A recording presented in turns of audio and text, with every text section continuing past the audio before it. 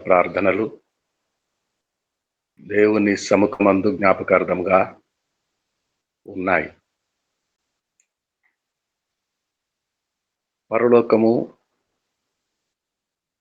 పరలోకములో దేవుడు, ఆయన నిర్మించిన నరుడు భూలోకములో. పరలోకములో ఉన్న దేవుని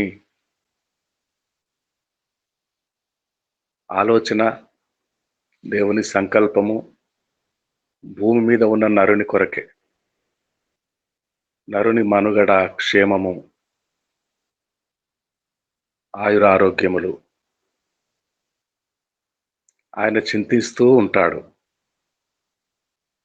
ఆయన ఎల్లప్పుడూ తన కనుదృష్టి చేత కనిపెడుతూ ఉంటాడు. ఆయన కనుదృష్టికి మరుగైనది ఏదీ ఉండదు. సృష్టింపబడిన సృష్టిలోని సమస్తము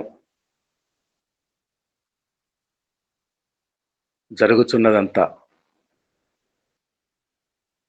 ప్రస్తుతము వర్తమానంలో ఉన్నదంతా ఆయన కనుదృష్టికి మరుగై ఉండదు. జరగబోవున్నది కూడా.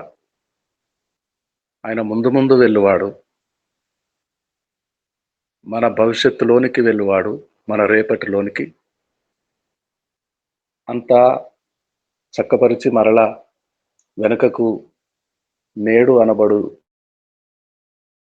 వర్తమానంలోనికి వచ్చి మనతో ఉండి, ఆయన ముందే వెళ్ళి సమస్తము చక్కబెట్టిన ఆ భవిష్యత్తులోనికి, రేపటిలోనికి మనల్ని నడిపించేవాడు.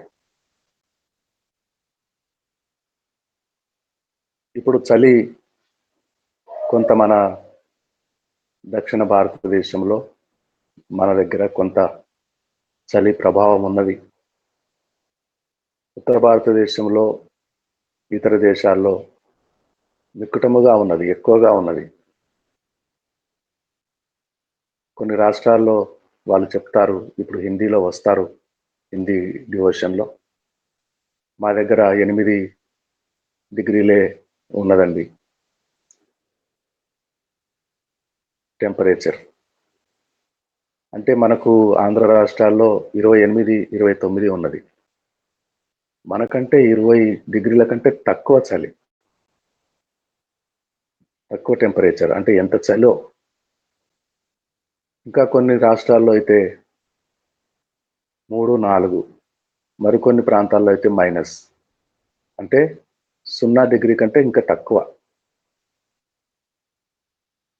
ఇక ఇప్పుడు మన రాజకుమారి గారు ఉన్న ఆ దేశంలో మంచు మనము ముసురు పడేటప్పుడు, వర్షం పడేటప్పుడు మన వసారాలో నిలబడి దోసిళ్లలో ఆ చినుకులను పట్టుకుంటే వర్షము మన దోసిలు నిండినట్లుగా, అక్కడ ఇప్పుడు దోసిలు పట్టుకుంటే మంచు కనపడుతుంది, మంచు కురుస్తోంది, దోసిలు నిండిపోతుంది. బట్టలన్నీ ఆ తెల్లని మంచు చేత తడిసిపోతుంది. తడిసి నీరులా కాదు, ముద్దలు ముద్దలుగా మంచు. అటువంటి ఇప్పుడు మంచు కురుస్తున్న ఒక మంచు ఆవరించి వాహనాలు వెళ్ళటానికి దారి కూడా కనపడకుండా ఉన్న రైలులు నిలిపివేయబడుతున్నాయి. నేను ప్రయాణమై మధ్యప్రదేశ్ నుండి వచ్చేటప్పుడు ఉదయం 9 గంటలకు రావాల్సిన రైలు బండి సాయంత్రం 7 గంటలకు వచ్చింది. బయలుదేరిన ప్రాంతంలో సకాలంలో బయలుదేరింది, కానీ మధ్యలో ఏమైపోయిందో అంటే ఆగిపోయింది, దారి కానరాక, మంచు కురుస్తున్నందువలన. ఇటువంటి పరిస్థితులు ఇప్పుడున్నాయి. మరొక నెల తర్వాత ఫిబ్రవరి గడిచిపోతే, మార్చ్ వస్తే, ఏప్రిల్ వస్తే,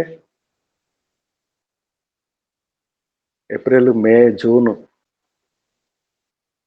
50 డిగ్రీలకు వెళ్ళిపోతుంది టెంపరేచర్. ప్రచండ భానుని ప్రతాపము. వడగాల్పులు, ఆరోగ్యము బలహీనంగా ఉన్నవారు రాలిపోతారు. వృద్ధులు, రోగులు ఆ వేడి తట్టుకోలేక అసువులు బాస్తారు. ఈ సంవత్సరం ఎలా ఉంటుందో, ఆ వేడి ప్రతాపము గత సంవత్సరపు అనుభవం ఈ సంవత్సరం ఎలా ఉంటుందో, ఎలా తెలుసు మనకు ఈ సంవత్సరం ఎలా ఉండబోతుందో? మనకు అంతు పట్టదు. కానీ ఆయనకో, ఆయన వెళ్తాడు ఇప్పుడే. ఈరోజు 28 జనవరియే. వచ్చే నెల ప్రతి సంవత్సరము 28 రోజులు ఉన్నట్టు ఫిబ్రవరిలో ఒక రోజు ఎక్కువ, 29 అని. ఆ నెల దాటుకొని, మార్చి నెల దాటుకొని ముందుకెళ్ళిపోతాడు. ముందుకెళ్ళిపోతాడు. మనం ఇంకా ఇక్కడనే ఉన్నాం. జనవరి 28లోనే ఉన్నాము. ఆయన ఏప్రిల్ 28కి కూడా వెళ్ళిపోతాడు. మే 28కి కూడా వెళ్ళిపోతాడు. అదంతా ఎలా ఉండబోతుందో అనుభవిస్తాడు. ఆ ప్రచండ తాపములోనికి వెళ్ళి అదంతా అనుభవించి మళ్ళీ వెనక్కొస్తాడు. భవిష్యత్తును గూర్చిన అనుభవ జ్ఞానం కల దేవుడు. దేవునికి స్తోత్రం కలుగునుగాక. మనతో ఉండి మనలను అందులోనికి తీసుకొని వెళ్తాడు. చలి తీరి నెమ్మదిగా ఎండ తాపము పెరుగుతూ ఉన్న దినాల్లోనికి నడిపిస్తాడు. నిప్పుల కుంపటిగా ఆకాశము, ఇత్తడి కాలినట్టు, ఇనుము కాలినట్టు కాలిపోయే భూమి, చల్లగా వీస్తున్న ఈ గాలులు అప్పుడు వేడిగా మారిపోతాయి. అటువంటి వాతావరణంలోనికి నడిపిస్తాడు, తోడుంటాడు, తీసుకువెళ్తాడు. మరలా తొలకరి చినుకులు పడేటప్పుడు ఆ చినుకులు నాలుక బయట పెట్టి పసిపిల్లలు, చిన్నపిల్లలు, యవనస్తులు ఆ నీటిని నోటిలోనికి తీసుకుంటారు. ఎంత ఉల్లాసమో, ఆ వేడి ఎలా పోతుందో, ఇదంతా చేస్తాడు, నడిపిస్తాడు. దేవుని పిల్లలను స్తుతిస్తూ ఉండగా, గీతములు ఆలపిస్తూ ఉండగా, స్తుతులు చెల్లిస్తూ ఉండగా, ప్రార్థనలు చేస్తూ ఉండగా. అయితే కొన్ని శోధనలు చుట్టుముడతాయి. పాటలు పాడి ఎర్ర సముద్రము దాటి యెహోవాను గానము చేసెదము ఏకముగా. ప్రవక్తిని మిరియాము వీణ వాయిస్తూ ఉండగా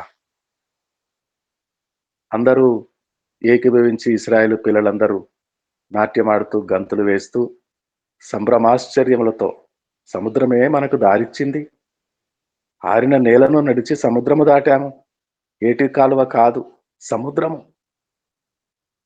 సముద్రము నదులు ప్రవహిస్తాయి, పైన నుంచి నీరు ఆగిపోతే ఎండిపోతాయి. సముద్రం ఎండిపోతుందా? సముద్రం ఎండిపోతుందా? సముద్రంలో నీళ్ళు అయిపోతాయా ఎప్పుడైనా? సముద్రము దాటొచ్చాము. మన శత్రువులు సముద్రంలో మునిగిపోయిరి. వారి శవములు, గుర్రములు, రథములు నీటిలో మునిగిపోయాను. ఇన్ని సంవత్సరాలు మనలను కఠిన బాధలకు గురి చేసిన వారు, వారి శవములు నీటి మీద తేలి ఆడెను. ఎంత ఆనందమో, ఎంత సంతోషమో. అయితే 3 రోజుల తర్వాత ఒక గొప్ప శోధన. నీళ్లు లేవు. ఆడి పాడి నాట్యమాడి అలసిపోయారు. దాహము, దాహము, దాహము, దాహము, దాహము.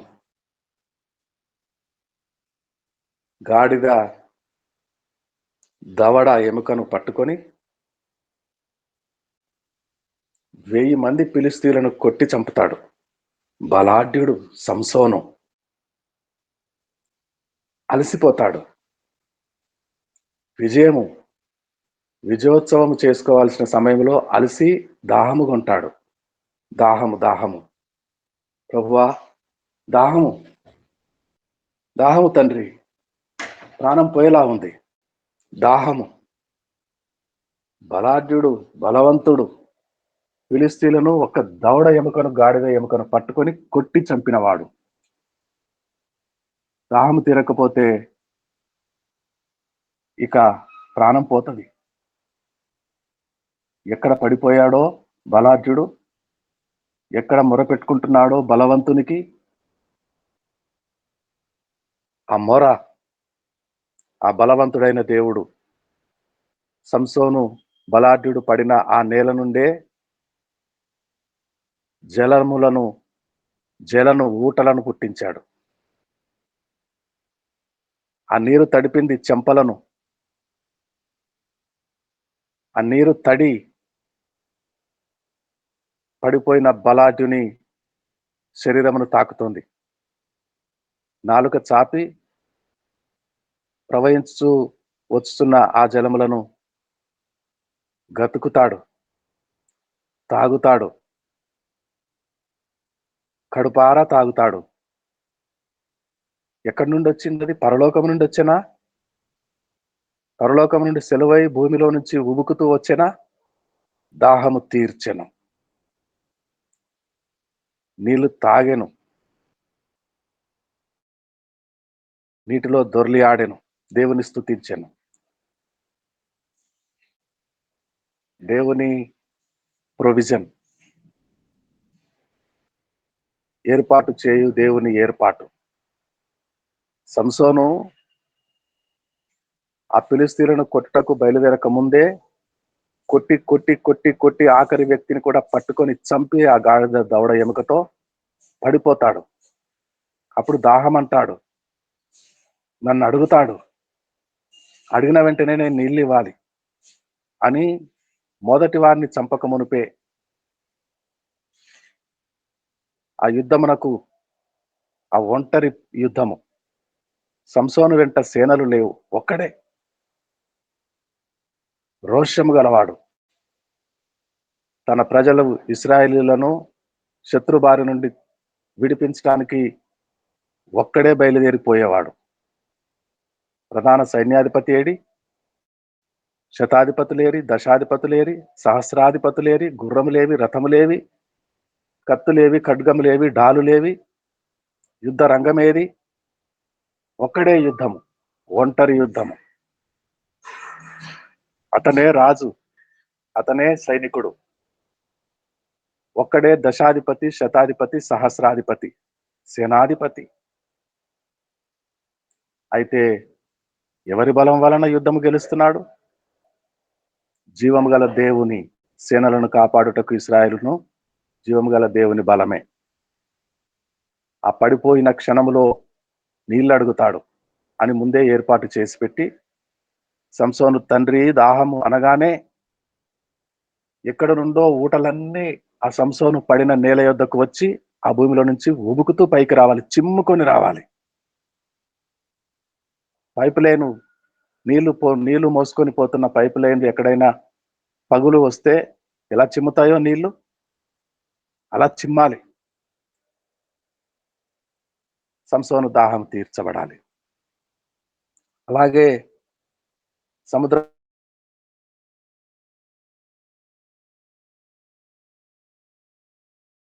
దాహము ఎన్ని గోయిలు తీసినా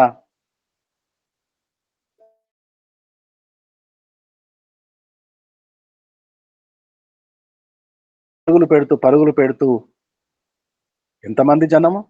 6 లక్షల కాల్బలము పురుషులు, 20 ఏళ్ళు పైనొల్లట, 60 ఏళ్ళు కిందొల్లట. మరి 20 ఏళ్ళు లోపల వాళ్ళు ఒక్కొక్క ఇంటిలో కోడి పిల్లలు ఉన్నట్టు ఎంతమంది పిల్లలో? ఒక్కింటిలోనే. ఆ పిల్లల సంఖ్య ఎంతో? నడిచి వస్తున్న వాళ్ళల్లో అహరోను, మిరియాము, మోషేలు 80 పైబడిన వాళ్ళే. మరి 60 ఏళ్ళ కిందోళ్ళ లెక్కే 6 లక్షలైతే మరి ఈ వీళ్ళందరి లెక్క 70లు, 80లు, 90లు, 100లు ఉన్న వాళ్ళు అసంఖ్యాక ఇశ్రాయేలు సేన పరుగులు పెట్టి ఎక్కడ వెతికినా నీరు లేదు. ఎన్ని గొయ్యలు తీసినా, ఎన్ని బావులు తవ్వినా నీరు లేదు. దాహము, దాహము, దాహము. ఎంతమంది దాహాలు! ఆ లక్షల మంది పిల్లలంతా దాహం, దాహం అని అంగలారుస్తుంటే, సొమ్మసిల్లిపోతుంటే, వృద్ధులు పడిపోతూ ఉంటే, నీళ్లు కావాలి, నీళ్లు కావాలి, నీళ్లు కావాలి. ఎక్కడో దొరికింది ఒక కొలను. అది విషపు నీళ్లు, చేదు నీళ్లు. పశువులు కూడా తాగవు.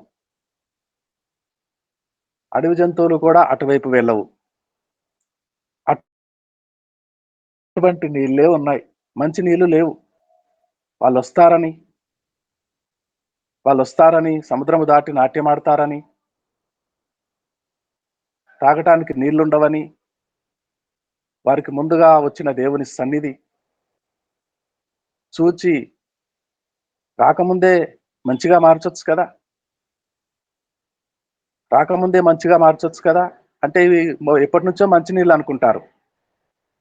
మేము రాకముందు ఇది మారా జలములని వారికి తెలియదు. అనుభవం రావాలి. అనుభవం రావాలి. వారి కన్నుల ఎదుటే మార్చబడాలి.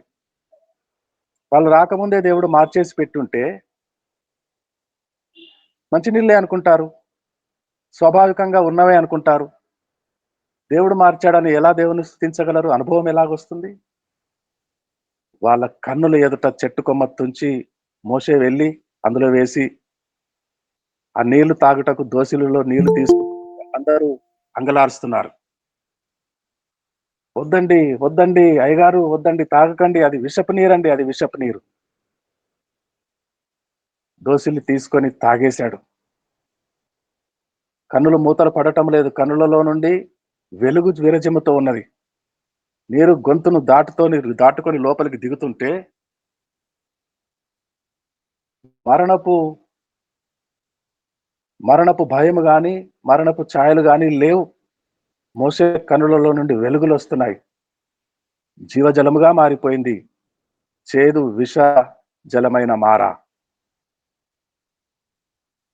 మధురముగా మారిపోయింది. మాధుర్యముగా మారిపోయింది. కొండ తేనె రసధారల వంటి జలములుగా మారిపోయినాయి. ముందే చేశాడా? ముందొచ్చి చూశాడు. వారికి ముందొచ్చి చూశాడు. నిర్ణయించుకున్నాడు.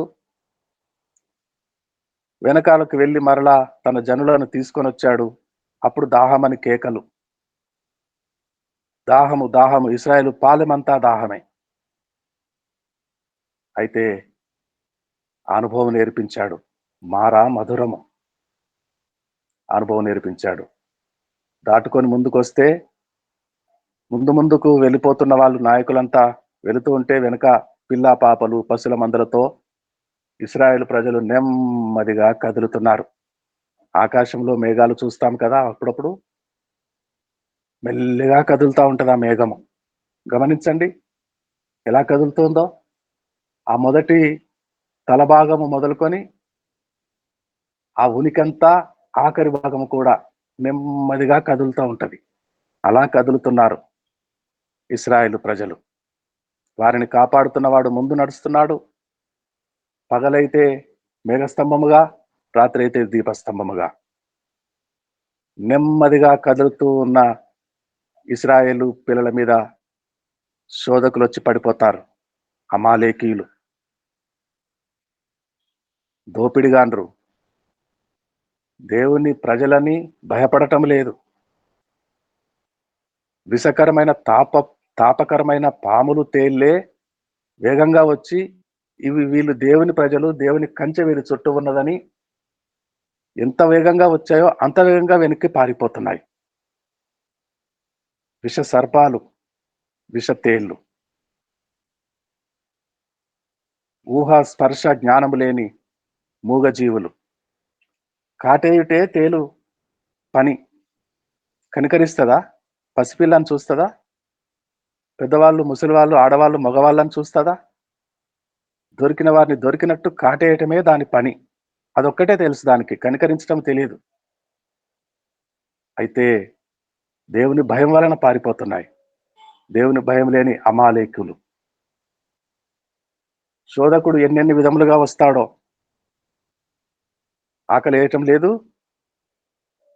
ఇదే కడుపుతో కడుపు నిండా ఆకలి గల ప్రజలు, మనుషుల యొక్క బాధ నీకేం తెలుసు?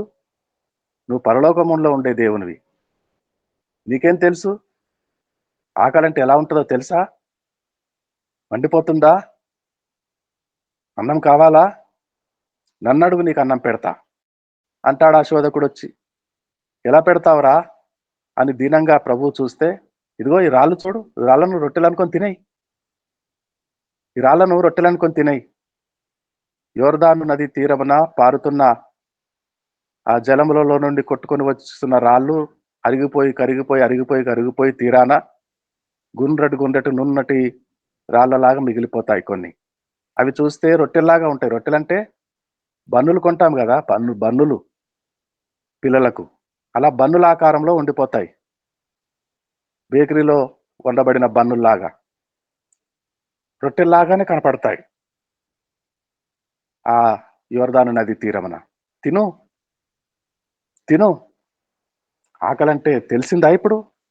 ఉపవాసం ఉండి 40 రోజులు ప్రభుల వారు ప్రార్థనలో ఉంటే శోధకుడు వచ్చి రాళ్ళను రొట్టెలుగా మార్చమంటాడు, తినమంటాడు. అయితే తిన్నాడా? వాణ్ణి తన్నాడు. నరుడు రొట్టె వలన మాత్రమే కాదు గాని దేవుని నోట నుండి వచ్చు ప్రతి మాట వలన దేవుని నోటి మాటను జ్ఞాపకం చేసుకున్నాడు. వాడి నోరు మూయించాడు. దేవునికి స్తోత్రం కలుగును గాక. తేలుతో కుట్టించి చంపాలని వస్తాడు. తేలు దేవుని భయం వలన పారిపోతే అమాలేకులలో దూరి వెనుకటి భాగమున పసిపిల్లలు, వృద్ధులు, గర్భిణీ స్త్రీలు నడుస్తున్నటువంటి ఆ వెనుకటి భాగమున ముందు నడుస్తున్న ఆ మేఘము అంతా కదులుతోంది. మేఘం వలె నెమ్మదిగా కదులుతున్న ఇశ్రాయేలు పిల్లల ఆకరణ వృద్ధులు, బలహీనులు ఉంటారు, పిల్లలు, గర్భిణీ స్త్రీలు. వాళ్ళ మీద పడిపోయి యుద్ధమాడటానికి వచ్చాడు. యుద్ధమాడటానికి వైరము కలుగ చేసేవాడు, శత్రువు, విరోధి, దొంగచాటునొస్తాడు. మనకు తెలియకుండానే ఎన్నో శోధనలు వస్తాయి. కానీ దేవుడి పిల్లలు పాటలు పాడుతూ ముందుకు కదులుతూ ఉంటారు, స్తుతులు చెల్లిస్తూ ఉంటారు, ప్రార్థనలు చేస్తూ ఉంటారు. వచ్చిన శోధనలు భయంకరంగా వస్తాయి, కోర్టు కేసులు అవుతాయి. ఎక్కడ ఉంటే అక్కడికి వస్తారు, ఉద్యోగాలు చేసే చోటుకు వస్తారు, విందులు వినోదాలు చేసుకునే చోటుకు వస్తారు, ప్రార్థన చేసుకునే చోటుకు వస్తారు. ఆదివారం గుడిలో ఉన్నామని ఆ ప్రార్థన టైం అయిపోయే వరకు బయట వేచి ఉండి బయటకు రాగానే పట్టుకుంటారు 10 మందిలోనే. అన్నిటిని తప్పించువాడు, అమలేకు యుద్ధమును గెలుచువాడు, విషపురుగుల బారి నుండి తప్పించువాడు, దాహము తీర్చువాడు, సంసోను దాహము తీర్చినట్టు ఇశ్రాయేలు ప్రజల చేదు నీటిని మధురముగా మార్చినట్టు ఇక అయిపోయింది అనుకుంటాం. ఏ దారి కానరాదు, అన్ని దారులు మూసుకుపోయినాయి.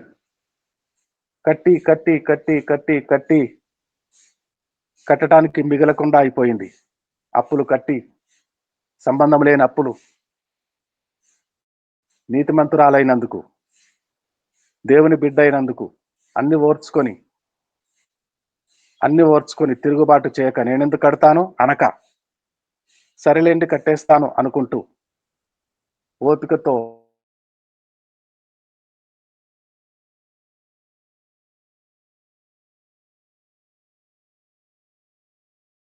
కృంగిపోతిమి పౌలన్న అనుభవాలు.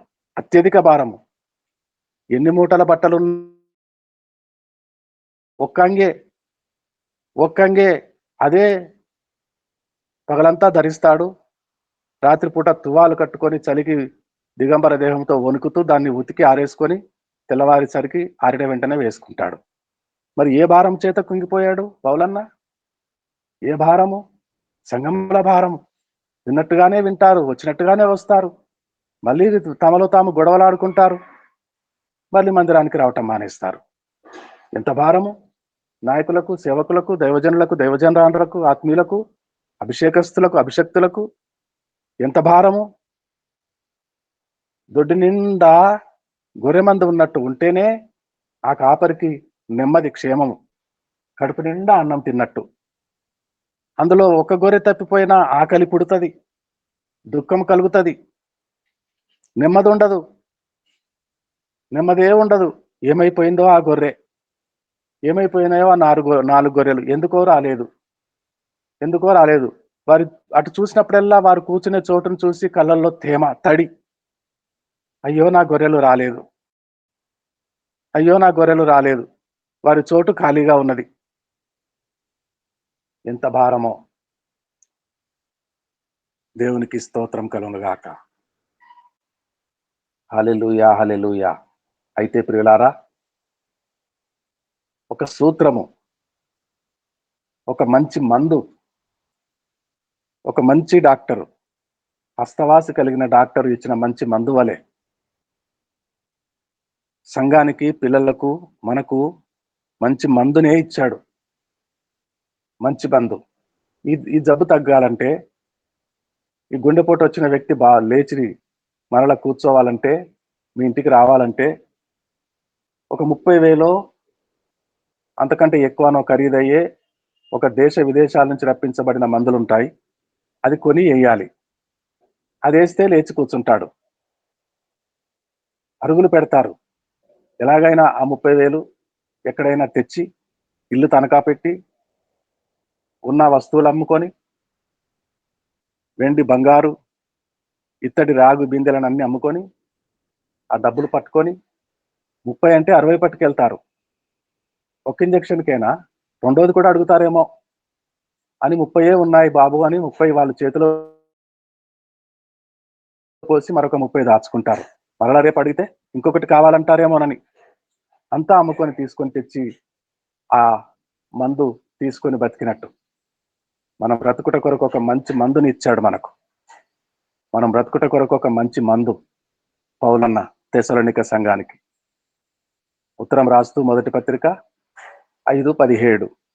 తెస్సలోనిక పత్రిక 5వ అధ్యాయము, మొదటి పత్రిక 5వ అధ్యాయము 17వ వచనం.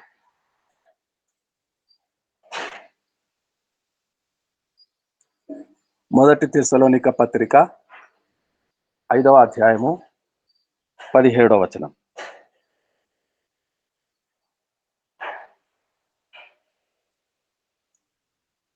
చదవండి ఎవరైనా. వింటున్నారా? 5:17 అండి. 5:17 మొదటి తెస్సలోనికీయులకు 5:17.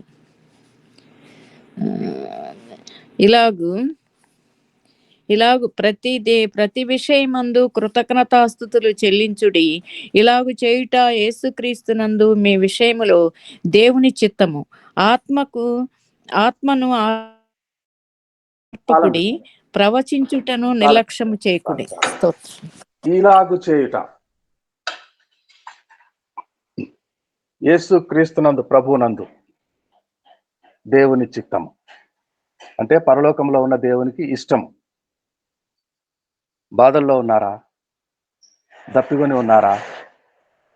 కొట్టి కొట్టి కొట్టి కొట్టి ఫిలిస్తీయులను, ఆఖరి వాణ్ణి కూడా, ఎప్పుడు మొదలైందో దాహము, కానీ ఇంకా తప్పించుకొని పారిపోతున్న ఆఖరిని కూడా పట్టి వెంటాడి వెంటాడి పట్టుకొని వాణ్ణి కూడా ఆ దవడ ఎముక, గాడిద ఎముకతో కొట్టి చంపే వరకు ఆ దాహం తెలియలేదు. ఇప్పుడు పడిపోతాడు. దాహము దాహము దాహము దాహము తీర్చాడు. ఇశ్రాయేలు ప్రజలు మారా యుద్ధకు వచ్చే ముందు ఎన్నెన్ని చోట్లకు ఎన్నెన్ని బావులు తవ్వుకొని నీటిని వెతికారో. దాహమా? ఉన్న నీళ్లు చేదా? కట్టి కట్టి అలిసిపోయారా? అప్పులు కట్టలేకపోతున్నారా? ఎదుర్కొని భుజములు జారిపోతున్నాయా భారము మోయలేక? తల్లిని పోగొట్టుకున్నారా గత నెలలో? చంటి బిడ్డకు అనారోగ్యం కలిగినా? ఎన్నెన్ని విధముల బాధలు.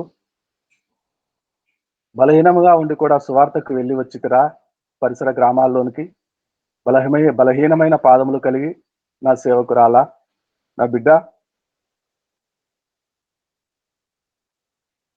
మీకు కలిగిన శక్తి కొంచెమైనా నా నామమును ఎరుగననలేదు మీరు. మీ కొరకు ద్వారము తెరిచి ఉంచాను. మన సంవత్సరపు వాగ్దానం. తెరవబడిన ద్వారం ఉన్నది. ఆశీర్వాదాలను సరఫరా చేసే ద్వారం ఉన్నది. చెరువు నిండా నీళ్లుంటాయి. చెరువు కింద పొలాలుంటాయి. ఎలా పారుతాయి ఆ పొలాలు? తూములు ఓపెన్ చేయాలి, తూములు తెరవాలి.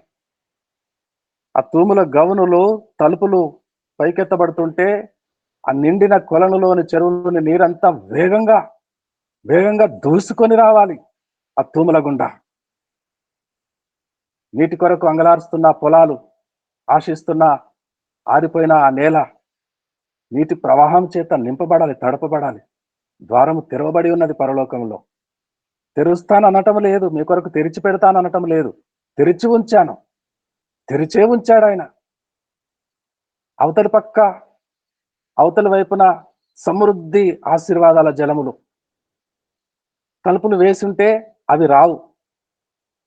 తలుపు తెరిచుంటే ప్రవాహము ప్రవాహము విస్తారమైన ఆయన మంచి ధననిధిలో నుండి మనకు కావలసినవన్నీ సమృద్ధిగా సమృద్ధిగా ఇచ్చేవాడు.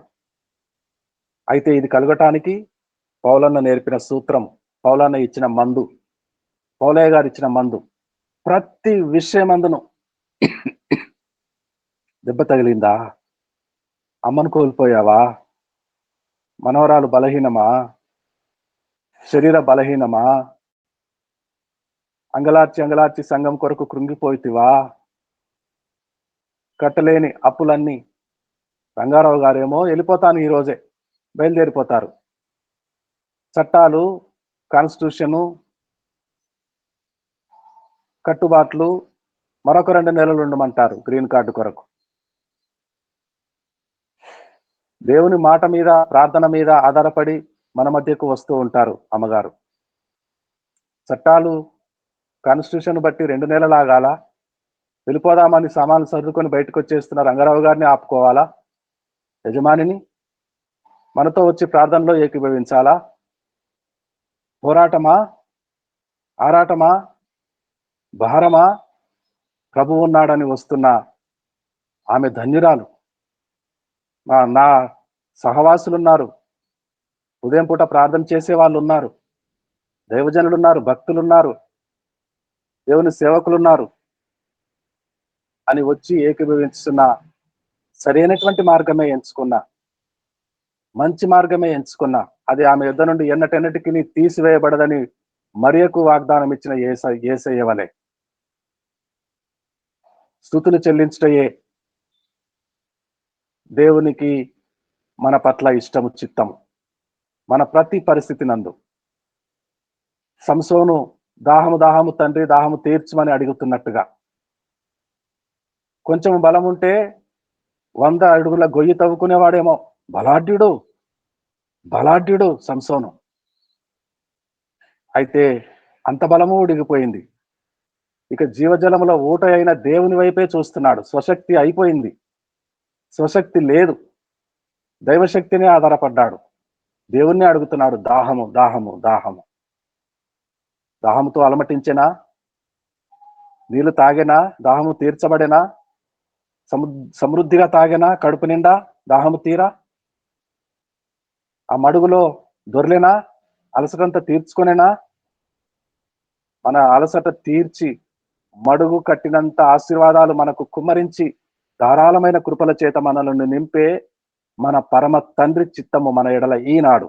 దేవుని స్తుతించటయే ప్రియులారా, దేవుని స్తుతించటయే కృతజ్ఞతాస్తుతులు. కృతజ్ఞత అంటే దేవుడైనందుకు స్తుతించి ఆరాధించుట. కృతజ్ఞతాస్తుతులు అంటే మనకు దేవుని వలన విడుదలవుతున్న కృపలను బట్టి థ్యాంక్స్ చెప్పుట. కృతజ్ఞత అంటే థ్యాంక్స్. గ్రాటిట్యూడ్ అంటే కృతజ్ఞత. దేవా, నాకు నీవు చేసిన మేలులన్నిటిని బట్టి నీకు స్తోత్రాలు. ఏ మేలు? తల్లి వెళ్ళిపోవట మేలా?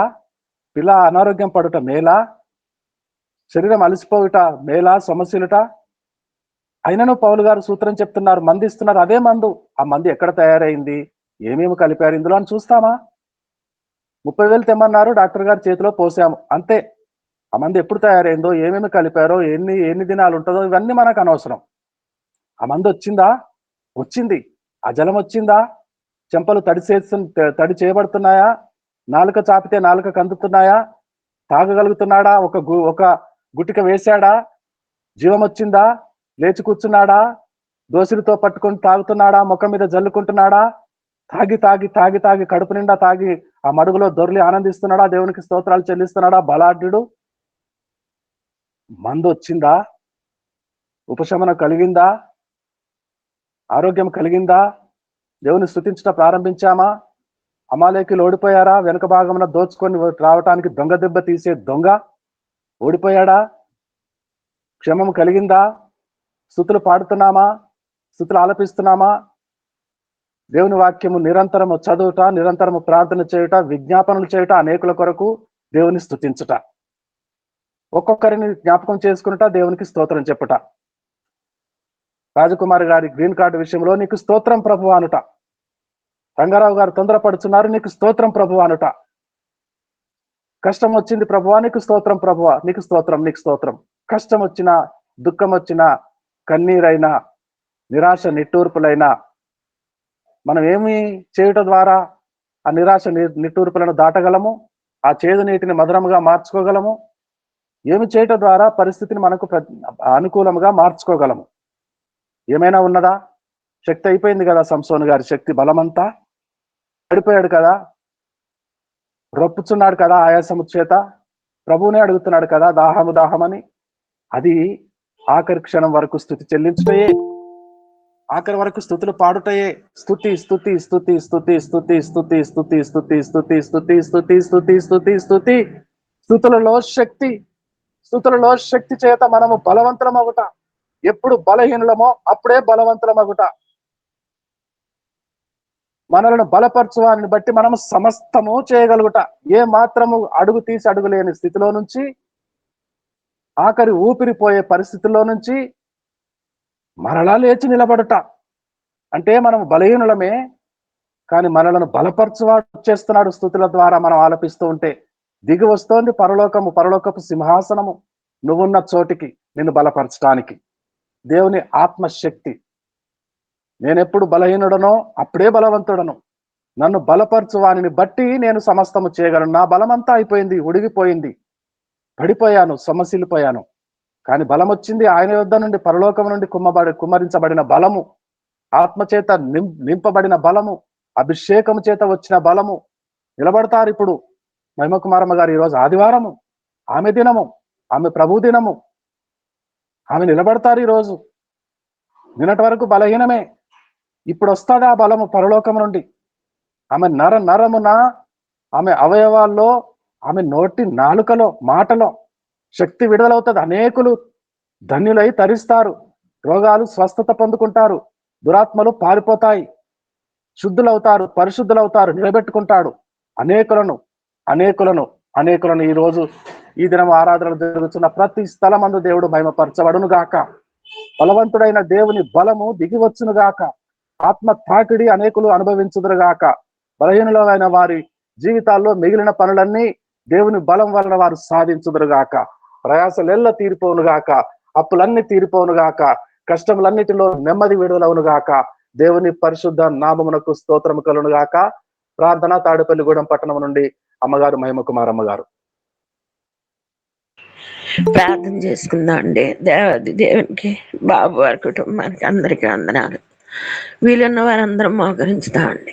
మహాపరిశుద్ధుడు అయిన తండ్రి, పరలోకపు దేవ, నీ యొక్క పరిశుద్ధమైన ఉన్నతమైన నామాన్ని బట్టి